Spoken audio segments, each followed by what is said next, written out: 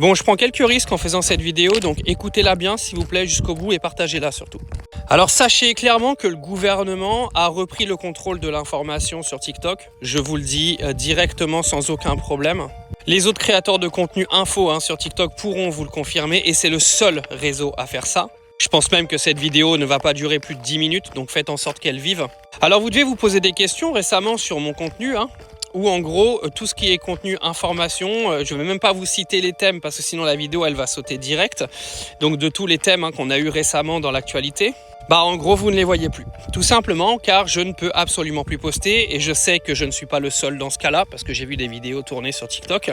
En gros, je vous le dis, à chaque fois que je fais une vidéo sur un sujet de société que vous connaissez très bien, les vidéos sont bannes au bout de 5 minutes. C'est-à-dire que TikTok ne les diffuse plus. Toutes les vidéos sont mises en désinformation directement et sont étudiées pendant quasiment 3 à 4 jours. Ce qui fait que de toute manière, l'information ne peut même plus être diffusée parce qu'au bout de 3-4 jours, en gros, l'information, elle est périmée. Une autre a pris le dessus. Je vous avais parlé il n'y a pas si longtemps que ça du Digital Act, qui est en gros une loi qui a été mise en place pour que l'intégralité des grands médias mainstream, comme BFM TV, CNews par exemple en France ou d'autres médias européens, soit priorisée par rapport aux créateurs de contenu sur les réseaux sociaux. Pour soi-disant éviter la désinformation. Mais c'est plutôt pour le contrôle de l'information et le contrôle de l'information que toi tu vas recevoir et que toi tu vas écouter. Les amis, c'est une réalité ce que je vous raconte. Et il n'y a que sur TikTok que ça se passe. Parce que sur les autres plateformes sur lesquelles mes vidéos sont postées, il n'y a aucun ban. D'accord? Donc il n'y a vraiment que sur cette plateforme que toutes les vidéos sautent. C'est-à-dire qu'aujourd'hui, là sur mon compte 3.0, je parle beaucoup du quotidien des Français. Ça ne saute pas parce qu'il n'y a pas de problème. Par contre, tout ce qui touche à l'actualité internationale et l'actualité bouillante, ils ne veulent absolument plus que nous diffusions aucune information.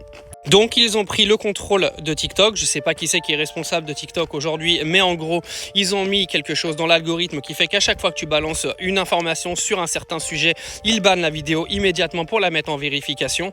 Des vérifications comme je vous dis qui prennent entre 2, 3 voire 4 jours. Pour justement que les mainstream prennent le dessus sur les créateurs de contenu. YouTube avait dénoncé ça dans un communiqué en disant que c'était un énorme risque pour la liberté d'expression.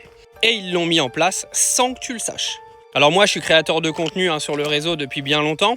Mon contenu est quand même assez sensible, que ce soit sur des sujets où je donne mon opinion, etc.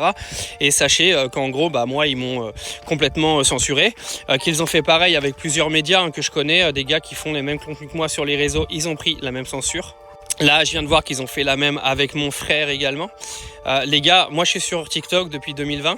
Je sais exactement comment fonctionne l'algorithme de la plateforme. Je pense que je l'ai assez expérimenté. Et là, je peux vous dire qu'il y a vraiment quelque chose qui a été mis à l'intérieur de la plateforme pour censurer les gens comme moi. Alors faites attention à ce que vous allez voir dans les mois et les années qui viennent au niveau de l'info parce qu'ils ont clairement repris la main.